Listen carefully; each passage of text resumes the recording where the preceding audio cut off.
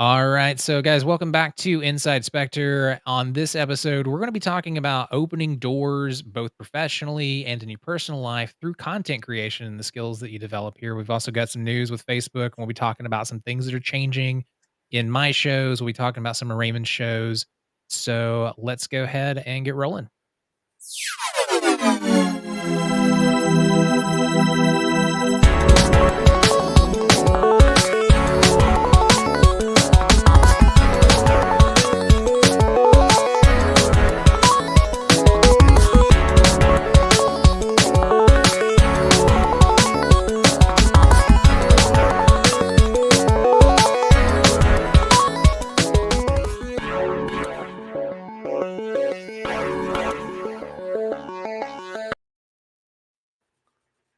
All right, guys, welcome back.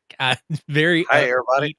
upbeat. Hey, very upbeat into very red and dark. I might have to change some stuff around so that matches a little bit. Raymond, how you doing, man? I'm doing awesome. I got back fairly late last night. I was helping Spirit Mechanics with an event in Elizabethtown. It was the first time for that event, and it was really, really good despite the weather. And it was such a fun time. Oh, that's awesome. Yeah, Elizabethan or Elizabeth is a place that I used to do surveillance quite a bit when I was a PI. So I would go up there, and there are, if I remember correctly, very few decent places to stay. Yeah, but it But a was great little it was town. still a lot of fun. Huh? Great little town. There's a lot of places like Middle Tennessee and up towards, Kentucky and the border that are, like, super rich in history and Oh yeah, Elizabethtown's definitely one of them, and Mhm. they've got some really cool restaurants and stuff up through there now. The one I didn't get to try, I was a little disappointed, but the exhaustion from traveling there, and then that Saturday, they had an event planned for us after the first day of the event, and so we went to Social Main, and it's got like a bar, and it's got a pizza place and a wasabi bar and all these different things inside of it and stuff. So that was a cool place to check. The one that I wanted to check out was To Be Thai, which is a Thai place. So maybe next year, because I know they plan on doing the event again. awesome. I gotta start getting out to more events. There's a couple that happen around here in Chattanooga. But let's go ahead and get into what we're talking about today. We're talking about opening doors with your content, and there's been some pretty cool opportunities that have come out because I've had a podcast and because I've been podcasting for so long. You're going back to school currently for marketing. Did Yeah, podcasting have something to do with that? I mean, between that and the content creation that I do, one for my parents' name, and then Global Ghost Hunt as well. It's kind of driven in that direction because this is that I already do, and it it's just find the stuff that I create that way from actual information to take them back up what I say I can do. So it gives me that more of an official title as far as being a marketer. Nice. Yeah, it's hard to get into marketing if you don't have a degree, even though we do all this. So if you've grown a show, and if anybody's out there is listening right now, Inside Spectre is about content creation inside the paranormal and true crime genres. So if you've grown a show, you do have experience with marketing and doing things. I recommend getting some sort of education, whether it's going back to school, going back to college for marketing or broadcast, or jumping on Coursera and Google and auditing different classes. And that's a much cheaper way to do it if you don't want the piece of paper behind it. Coursera actually allows you for $36 a month to audit those classes and get that knowledge without having to pay for the full tuition. You can also get some Google career certificates on there. One of them, which has come in You can get super. medical career certificates on there as well. So Yeah. Yeah, you can vouch and get tech. I went through for marketing and, it was digital marketing and e-commerce, which has come in handy doing this, launching stores, yeah, doing the stuff for the podcast. But, yeah, so doing podcasts, I didn't realize it, and it was a hobby for a long time, but I actually put it on my resume now, just because of all of the skills that I've developed from podcasting. One is just being on the microphone and being comfortable talking to people, But there's also the marketing, the branding, being able to make all of the visuals that you're seeing here, everything that goes out on social, the stuff that I'll be showing a little bit later, doing graphic design, doing audio production where we're going in post and we're EQing and fixing people's voices, audio engineering where we're setting up the studios and again going in post, like everything basically behind the scenes for a podcast. There's a full degree for that. There's people that are making a ton of, money doing that. And hey, Rainey, Yeah, Renee is my co-host from Renee, Death Scenes and Cemeteries, which we just wrapped up our show for the evening. So, nice. And like you meet people, you get used to talking to people. So like a, oh a yeah, big thing is like I've gotten, hmm? I said, oh yeah, definitely. Um, Yeah, gotten sales roles and different corporate positions because they were like, oh, hey, you're a podcaster, you can just sit and talk for hours. We need you here doing this to sell our product. And then like there's been times in companies that have had e-learning departments that they've got their own sound booths and stuff that I was working in another position and I got moved into that department because I knew how to work with the equipment. I knew how to teach people how to set up on the microphone, how far to be away from the microphone, a fist or 4 to 6 inches away from the microphone so that they're not blowing out the diaphragm or blowing out whatever mic they're in and getting those big noises. yeah, Um, yeah, so it's pretty cool, like, so I put that on my resume and I tailor it to whatever I'm doing. If it's a sales position, I talk about, getting guests on the show, especially for my author podcast where I'm reaching out to some people that are New York Times bestsellers and convincing them to come onto my podcast. Other times it's the more technical side of it, you're learning how to set up the signal chain to get the sound from the microphone and into whatever DAW that I'm using, and then doing the editing and putting it out on the show. But there's just a ton of skills, and we'll get into that as we go on. But what's your experience been with just getting to know new people or having opportunities pop up because of your podcast or content? I mean, I've been back in the paranormal world for a few years now, and there's not a whole lot of people in certain circles that don't know who I am, mainly because one, I use networking a lot.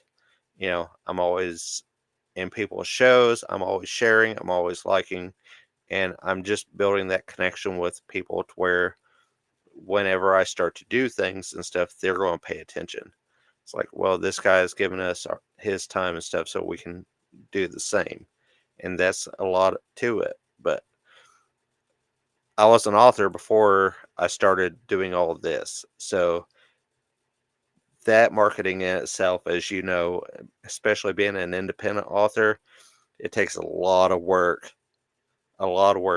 because you have to take and make sure that everything is on point with the book after you write it, cover, make sure the editing's great, and then there's the content you have to share in order to take it in attention for the book, which is not easy. You know, let's face it, independent authors, they're a dime a dozen. They really are. Um, there's tons of us. It's just, there's so many people that love to write because there's so many people that love to read. Mhm. And most of us were readers before we became writers. I- Investigating is very, very similar. A lot of us had experiences before we decided to take and jump into the paranormal field where we want to collect evidence.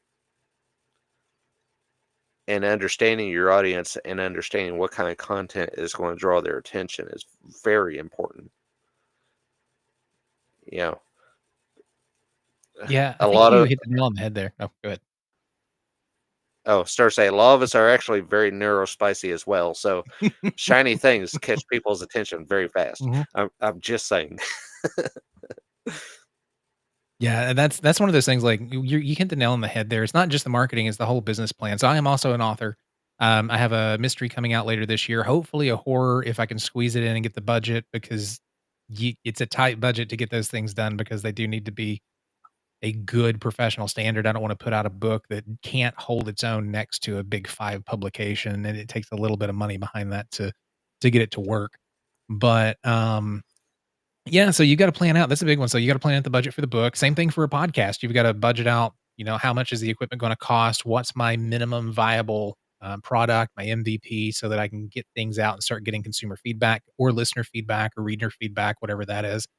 So we end up writing this, a lot of us end up writing this business plan that is our show launch plan or our book launch plan. Personally, writing is something that I'm looking to generate a certain percentage of my income from with fiction writing. So I've looked at each book and I've found what's my acceptable loss to keep going. I know that on my first 3 books, I'm gonna be in the red because like you said, there are tons of independent authors out there. It's super hard to stand out, and generally, you don't really start to see any real income from the books until you've got, like, 10 books out, that are being properly marketed, especially that front list that's selling the book that Yep. just came out, which is selling your backlist, And which are the books that you've published before then. here's some advice as far as that.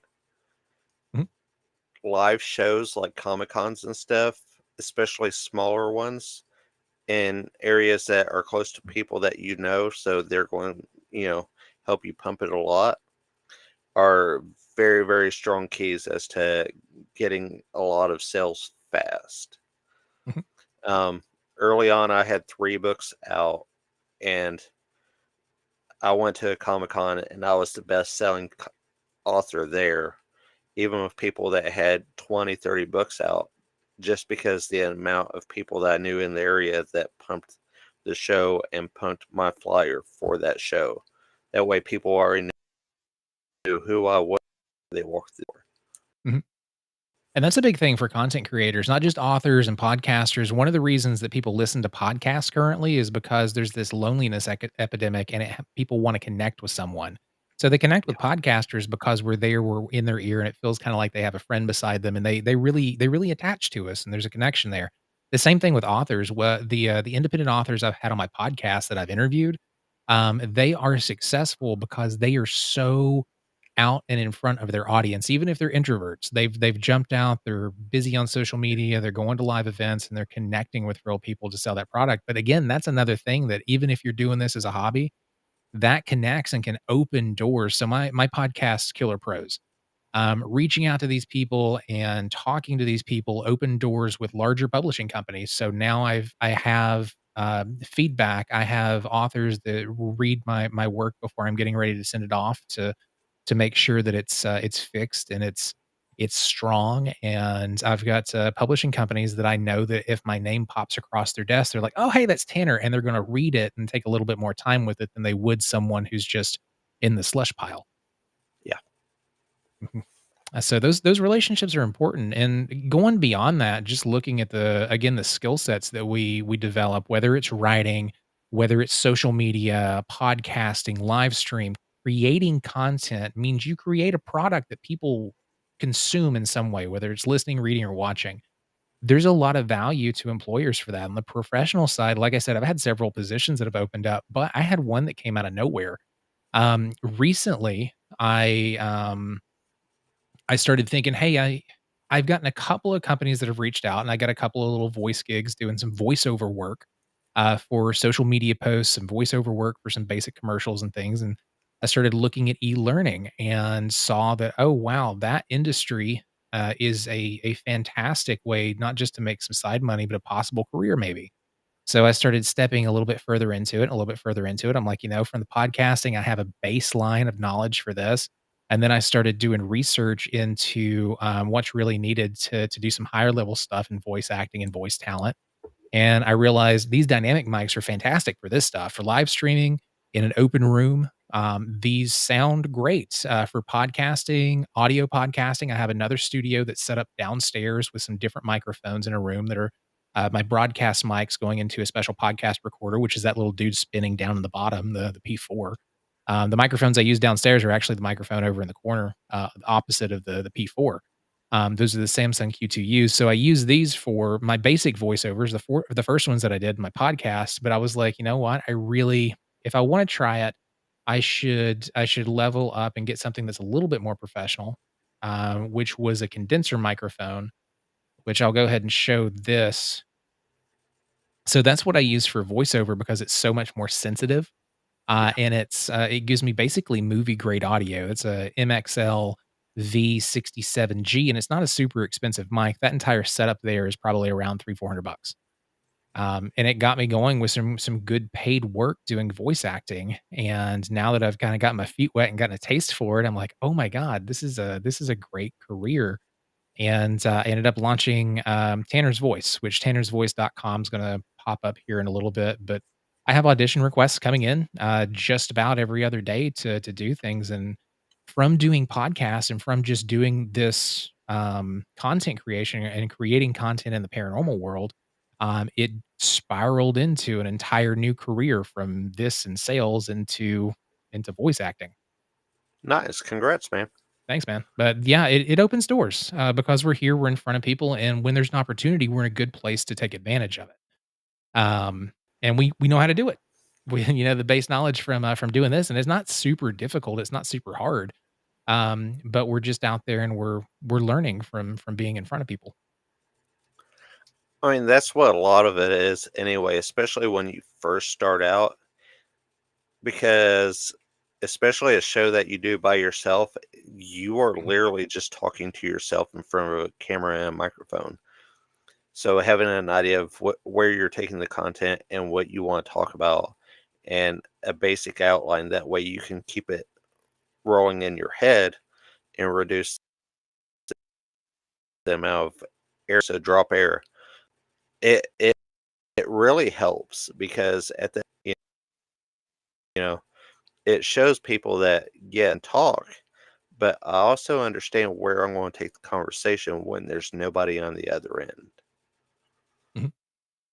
That was actually a big reason that, like, somebody actually recommended, "Hey, why don't you try e-learning?" My partner, Kristen, she actually does a Truly Odd podcast with me. She used to be the person who did casting for an e-learning company.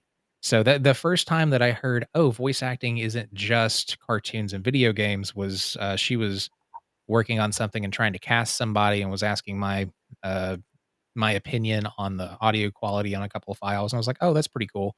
That kinda went to the back of my head, and then, I got to know someone who was a voice actor through podcasting, and they're like, "Man, you really should just join, one of the casting sites and just start putting out auditions and just see what happens." And I'm like, "Ah, yeah, maybe I'll do it, maybe I won't." I've seen Kristen do it, but I don't know if there's any real money there. And it's a great career. Like, it's a legit career going into that from podcasting, doing something that I absolutely love and have done for free for 5 years. Um, yeah.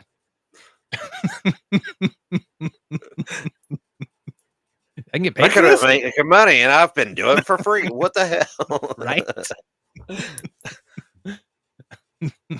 But if you don't start doing this stuff, like these are things that you don't know about. So if you have a passion, you have something that you love doing, and it doesn't matter if it's just content creation or whatever it is, really look at what you're doing there and see if there's something that'll come out of it.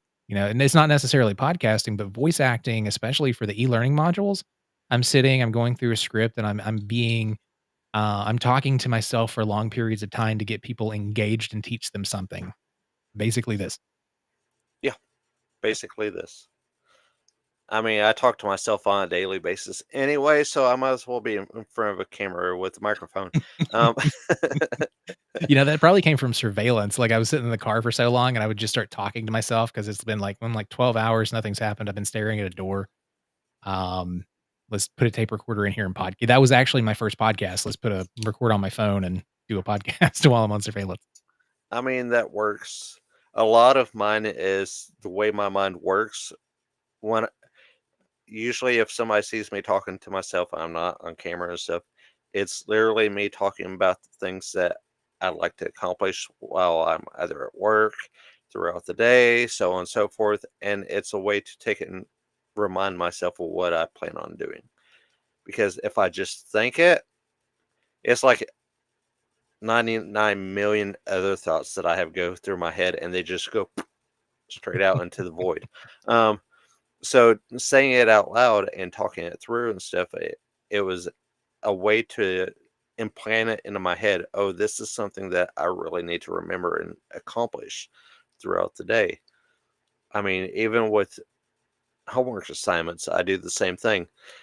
It's okay, I have these that I need to finish by this date. So if I work on it this much per day, I'll have it ready by then. And even with podcasts, I know which days I'm going to be live with either Death Scenes and Cemeteries, when I'm on with Spirit Mechanics on Thursdays. I already have that in my mind, so I can take and plan it out and okay, this is what we're talking about. And I talk my way through it. And so whenever I come on there, yeah, I'll act like a lunatic because that's just how I am. You know, I've got to goof things up. I can't help myself. That's just as my personality. I have a lot of fun, even if nobody else is having fun. Um, I will make a jackass out of myself to make somebody laugh. It's just my life. And But that's what we do here. We're having fun. We're on a microphone and we entertain people. I tend to be a little bit more strict when, especially with the podcast that we're doing. Kristen's a project manager, so like yeah, she stays on top of stuff for Truly Odd Studios. We actually came up with a way of doing scripting. So I do a ton of research, and it's a week long research thing, especially for the episode that we're doing right now is on UFOs.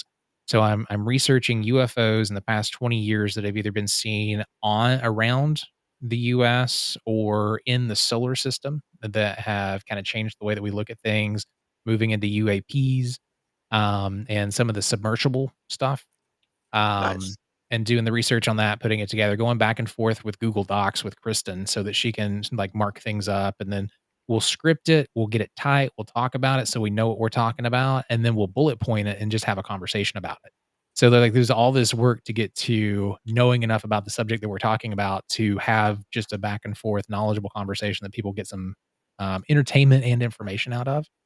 And then there's times like I'll jump on with Matt Barron and we'll just go back and forth, generally talking about ghost hunting because we've both done it for 20 years. I So it mean, depends. it just depends on the show. It really is.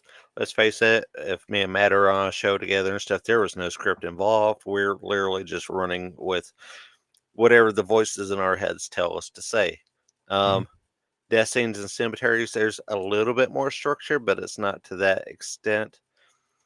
Renee and I, we set the topic for either the week, the month, whatever we decide we're going to do. Like this month, we've been talking about the Salem witch trials. We've shared links back and forth and stuff. That way, we know what kind of information each other is going to play off of. Mhm. One of the links we actually shared on the Facebook page, and that is the direct court documents and warrants used during the Salem witch trials. Oh, nice. So we had that information right there in front of us to take and discuss compared to, based off of what Wikipedia says or this encyclopedia says, it's the actual court documents. So we can see them in order as far as when people were executed or even arrested and even set free. So it's it's a very interesting way that we look at it, each subject. And I will say subject loosely because it's either an event like the witch trials or it's an individual such as, Ted Bundy, Jerry Brutos. We've done several serial killers and discussed even several horror movies because, that was one of the draws to it too is, I love films. It doesn't matter what kind it is. I need to bring those back into play. Maybe next month we'll see.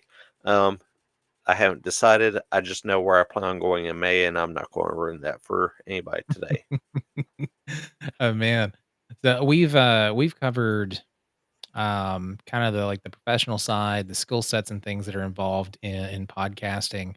But this is, inside Spectre, we're looking at specifically paranormal content creation and true crime content creation and being on kind of the darker side of that. Um there's been some doors that have been opened there too. So I used to be a private investigator. I used to investigate basically missing persons, divorces. I spent 15 years doing it and kind of ran the gambit there.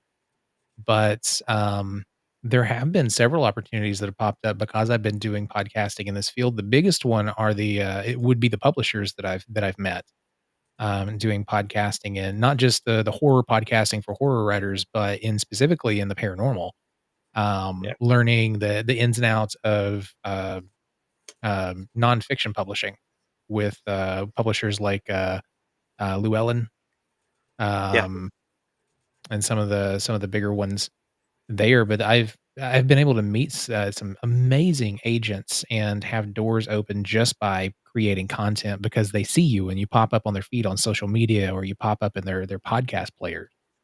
Um, and there's immediate recognition. And when you introduce yourself, this has been my favorite. So when you introduce yourself to someone that you meet at a convention, that you meet at a paranormal place, and they're like, "Oh, the Tanner Rutledge. That's an interesting name. I want to check him out." A lot of people will jump on Google and Facebook. Well, when they Google, the shows pop up. So they can really get to know what I think about things by going back through Ghost Hunter Advice, by going back through the shows that I've been on that I pop up, and some of the PI shows that I've been on to talk about investigative process. And they're like, "Oh, he knows what he's talking about." So I've got to meet some of my absolute heroes in the field just because of that. They're like, "Hey, I looked you up. This is pretty cool." I mean, there's a lot of similar instances for me. Um, Spirit Mechanics does an event every year that's has grown in popularity for years, and that is an event called Scarefest. It Mhm, is a horror and paranormal convention, and as a paranormal team of all of us are sensitives in one way or the other, you know, the team worked with Amy Allen from the Dead Files before I ever joined them. So they already have that on their roster because their name is actually mentioned in the show in the after effects. Whenever they families and stuff afterward, if the mechanics were involved and stuff, there's usually a lot of thank yous involved because they're good at what they do. mhm. I've even been, asked to help out with some missing persons cases, but doing like remote viewing and connection from my house, which is a very interesting situation. And I always hope that I can shed at least a little bit light and a little bit of direction as to which way they should go as to looking for that person. That's something I look to get back into a little bit more. Mhm. But the events and stuff, they're as much networking as they are us doing what we do and selling the services that we do at events because we offer like card readings and energetic readings. Some of them are fun. There's the Soul DNA, which is kind of like a Facebook quiz. We go through the aura. We tell you what kind of mythical creature we relate to that to, and then we break it down and explain why that mythical creature applies to you. Elemental affinity, and then we also offer like energetic and emotional healings. So physical and emotional healings and stuff. And there's a lot of Reiki masters on the team and this and that, and I get to learn from those people. And just being able to offer that to the crew that works at Scarefest and the people that run it and even other vendors and so on and so forth, it's a really good way to network with other people. And so whenever people hear my name, they're like, "Oh, Raymond's an investigator. Raymond works with Spirit Mechanics. Raymond works with this group." And that then they get to find out other things. Like whenever they Google me, they'll see, "Oh, Raymond's an author too." And they can go back and read the books.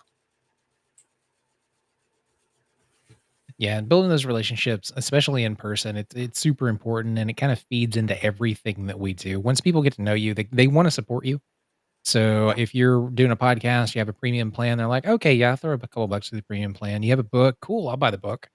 You're a voice actor, cool. I'll tell my friend who owns a business and see if he needs any commercials or anything done. But people wanna support people that they know. And, yeah, I mean, this is a great way to open doors. Um, we're coming up on the half hour. Let's go ahead and jump into there's a couple of things that have changed. We actually were talking about this before we jumped in here. Facebook is, no longer keeping, the lives after 30 days. So if you had been using your Facebook page to do your live streams after 30 days, the live streams are gone. Yeah, they're removing the archive ability as far as shows go. So, um, being able to download those because they have given people the option. I've seen it pop up on my Facebook. Being able to download your previous episodes and stuff and move them to a new platform such as YouTube or Rumble, Twitch, Mhm. whichever. It's probably the best idea because very, very soon after 30 days, they're no longer going to exist. So, you know, going for the live content and stuff, Facebook will still be a very viable platform because you already have an audience. But to take and go back and research the previous backlog and stuff, i- it's not going to be available anymore. So YouTube or another platform is going to be the best bet. Yeah, with that, I'm a big fan of owning your platform. So when I mean owning your platform, what I mean there is another person doesn't have the ability to take away your archive. Another person doesn't have the ability to step in and tell you how your content's going to be viewed or listened to. That's one of the reasons that I podcast and one of the reasons that I stepped away from doing lives because the only way to really go live is to go live on YouTube or Facebook that is owned by someone else. When I podcast and I do my produced shows and I record it, I sit down, I edit, get it right, and then put it out. I own that RSS feed. It almost takes an act of God to get knocked off of Apple. You got to do something like incite an insurrection to lose your ability to be published on Apple or Spotify or a lot of these platforms out there. And even if they did take it off, there's still Dogcatcher and all the independent places that catch your RSS feed. So I I own mean, that that's feed. also one of I the reasons why I want to create a new platform that won't do that. Mhm, and you can. That is kind of There's, centered more toward like newer podcasters and newer creators, even as far as like podcasting to music to film to authors, even. So, mhm, and there's some places and you it's not free, you're gonna pay for it. But one of the things that I looked at I built this out for my personal training, and I'm getting ready to build it out for writing and content creation to do courses and build a community there. But it's an app that I own. It's done through a platform that does e-learning modules. So I go through and I make the modules on how to set up your stuff, how to do podcasting, how to do content creation, how to write horror. And I set those e-learning modules up, and then there's a community there that people can just go into, talk to each other, hang out, and I own it. So I know my stuff is going to stay up in there. Just like with the podcast and my websites, my blog. If you go to ghosthunteradvice.com or if you go to my new one, trulyoddpod.com, I'm not going to take those down. Those are going to stay up. Those are, that's what I've built. I don't have to worry about Facebook changing a rule and me losing things or YouTube's algorithm changing all of a sudden and you being buried and your listeners and viewers not being able to find you. These are powerful platforms to grow and to interact with people in different ways, but please build your foundation on something that you own. That's one of the most important things about content creation is as an independent content creator, owning your content. Um, Even with Patreon. I like Patreon. With Ghost Hunter Advice, I've started building out some stuff there to build a premium subscription. With Truly Odd, we're actually building out working with a platform to build out our own app for premium subscriptions there. Um, but I don't want somebody suddenly changing, because of maybe political ideology or new ownership or something saying, "Hey, we don't wanna do live videos anymore. Hey, we don't wanna support podcasters anymore. Hey, we're gonna put all of these censorships on you for your shows and your content." I'm not for that. So that's the end of my rant, though. I'm big on owning your content if you were gonna do this for, any period of time for oh real no, real I reasons. I 100% agree. You know, the idea that you have to censor yourself or take and give trigger warnings or say, oh, this is an 18 plus show because of language and this and that, when you should be able to create the content that you create. I understand at least putting a rating saying, yes, this is an 18 plus show because I use the F word a lot. Mhm. It's just who I am. But let's face it, who does not hear that almost on a daily basis, at least once or twice? Just about If everybody in you America. pretty much, if you can't deal with a word, I don't know how you get through the day. Um, Yeah. No, I'm I just mean, saying, it's not just that, it's ideas, like, we're starting to see ideas censored. yeah, Columbia University, look at what's going on there. They're having to go through because of, and I'm not gonna get political, but, yeah, that is a that that's the is situation. yeah, and they're being silenced, they're being forced to censor some beliefs and ideas. Which, universities are supposed to be a safe space for ideas, and a safe space isn't a place to cry and stuff. A safe space means 2 people with conflicting ideas and ideologies can sit down and have a civilized conversation about what's going on without fear of censorship, violence, or any sort of, retribution or whatever. They can have a Exactly, discourse. And that's being put in exactly, danger. Not just there. I mean, I'm using that because that's something that's in the news right now, but we're seeing it come across these platforms. Like YouTube will straight up demonetize you if you say certain things. Doesn't matter if it's true or not. Facebook will take you down and bury you in the algorithm if you say certain things. And I'm not saying it's good or evil. These are private companies that can do what they want. But again, I want to own my voice. exactly.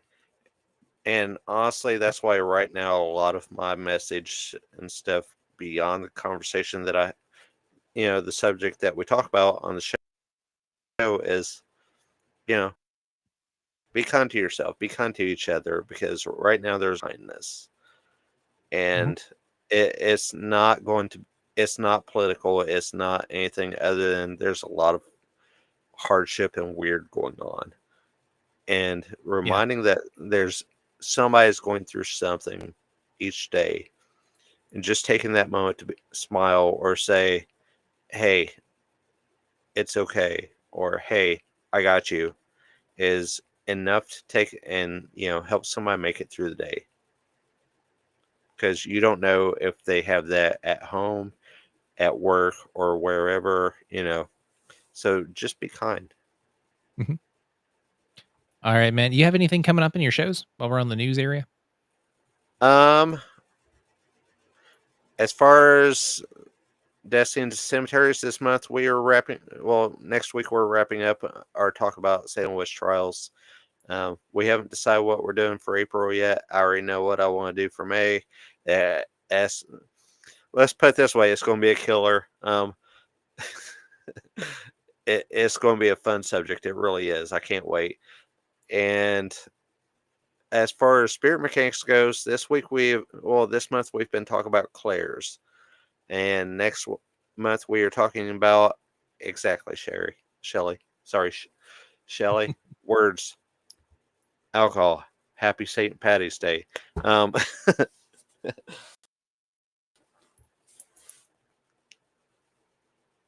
yes. Um, uh, Spirit mechanics has been talking about clairs, how to recognize them, how to label. Well, this week is how to label them. Next month we're talking about the paranormal.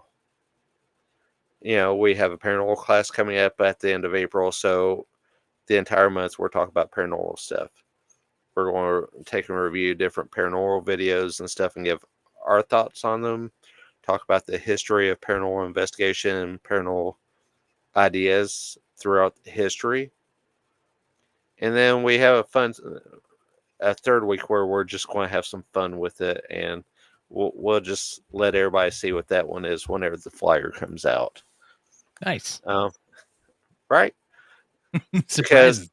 what exactly? And what's the point of making flyers and pumping the shows and stuff if you don't leave a little surprise to it? We'll Mhm. say, you know, the idea is to want people to want more. You want them to come back. So leaving that up in the air and, oh, well, I've got to wait and see what they're going to do. This has been a lot of fun, so I want to see what else they can come up with. That's kind of the idea, and that's kind of the pull that we try to accomplish with podcasts and with live shows and things like that. So Awesome. That sounds great. You pop up every time. You're one of the only podcasters on Facebook that still pops up whenever you go live. So I'm like, oh, cool. Raymond's live. Um, I haven't been shadow banned yet. Yet. not yet. I Not haven't yet. seen any of Aaron's stuff. I mean, I see it pop up on that weird show, but as Mhm. far as his actual page goes, but on Parapost and stuff, not usually. I had to go looking for it. Yeah, that's weird. That's actually something that I noticed toward the end of when I decided to take Ghost Hunter Advice just back to RSS and stop doing the lives. Um, that was something that I noticed Parapost was doesn't pop Parapost up just as wasn't much. showing up. Yeah. Yeah. Yeah, it's weird. Um, Getting into some of the content though, with Ghost Hunter Advice, the last episode that I did that was live on this channel, I kind of showed you guys a little bit about Truly Odd Studios and mentioned that I was thinking about taking the podcast, not taking the podcast down, but stopping Ghost Hunter Advice just because of all of the commitments that I have now with the voice acting and with how heavy labor intensive Truly Odd Studios, or excuse me, Truly Odd Podcast is in the pre and post production of that podcast because it's long episodes and I try to put a lot of production value in that. And I'm using a lot of the things that I use as a voice actor, doing like radio imaging and things to put some cool things in there to keep people engaged because it is audio only. Um, I didn't think I was going to have time for Ghost Hunter Advice. You guys sent in like a ton of emails, and I want to thank Don't the take it reviews that we away. get. Right. So I am going to keep Ghost Hunter Advice going. It will be primarily answering questions, and they're going to be a little bit shorter because I want to make sure that I can squeeze it in and get you guys stuff that is applicable to what you're doing, things you can go out and quickly put into practice. But I also want to answer those questions that are coming in, so I'll keep that as a Q and A. I have enough for several episodes. And we'll be putting at least one episode of that out a month on the RSS feed. Killer Pros is going to keep going. I'll do one interview episode a month and then one, hey, this is what I'm doing in my writing right now episode, especially as my book gets closer and closer to launching this summer. And then with Truly Odd, we're doing 2 episodes of that a month. That's me and Kristen. Our next episode drops on Thursday. We go into Mothman. We talk about the history of Mothman, some of the stuff that has popped up, some theories, our theories. I don't think I've heard this one I anywhere else. actually have So met a person that saw the Mothman. So really yes, I will get you that name after the show, but she is a wonderful individual because awesome. Yeah. I live very very close to Point Pleasant. It's maybe a little over an hour drive, and I've been to Mothman Fest multiple times, and it's a cool spot. Did you take a picture next to Mothman's ass? I did take a picture of the Mothman's ass. Yes. I didn't take a picture beside it, but when I'm up there, I'm gonna have to rub the cheeks a little bit. Yes. There's a whole Facebook group. There's like this massive community that's dedicated to photos of people like taking selfies with Mothman's butt. It's Well, one of let's the face weirdest it, traditions. Captain America is not Mothman's ass, is America's ass. Yes. So, But we get into that. We get into my theory, the connection to the military base and the things that were being experimented and worked on there in the munitions plant, as well as how it has boosted the economy there in Point Pleasant. That's the Saturday of the Mothman Festival is their biggest cash day of the year. It beats out Christmas. yeah, it's Mothman Festival is huge Mhm. there. It happens every third weekend of September, and it is it's actually a lot of fun. They do tours throughout the TNT area and stuff. I don't know if they still do the hay rides, but they used to do a hayride that had like people dressed up as men in black. They had things that Mhm. came out of the trees at you. It was a lot of fun, and it's definitely something to experience while you had the opportunity. That's awesome. I've got Kristen talked into going after we did that podcast episode. She's like, I got to check out the statue.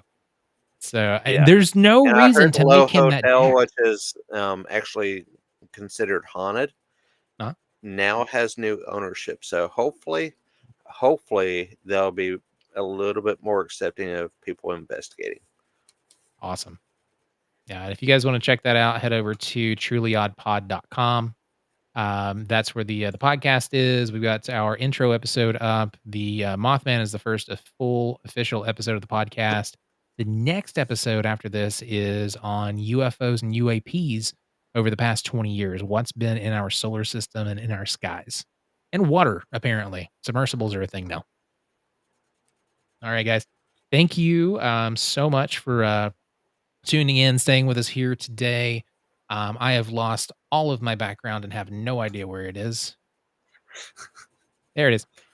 Uh, I mean, I've almost finished my drink anyway, so, I'm about out too, yeah. we timed it very, Cheers. very well. Cheers. Oh, man. Hey, tell everybody what you're drinking. I am drinking Three Chord Strange Collaboration. It is a bourbon that is created by a musician, and he actually collaborates with a lot of bands and stuff. Hailstorm. The newest one is the Allman Brothers. Um, but this one is special. It is with the Strange Winery, so they store the bourbon in wine casks after it's been finished. So Cool. Yeah, that sounds good. I have Chattanooga whiskey, the 91 proof. Chattanooga whiskey is Tennessee's only high malt whiskey. It is awesome. So, again, thank you guys for joining us. Go out, hunt ghosts, look at weird stuff, talk about it into a microphone, and drink good whiskey.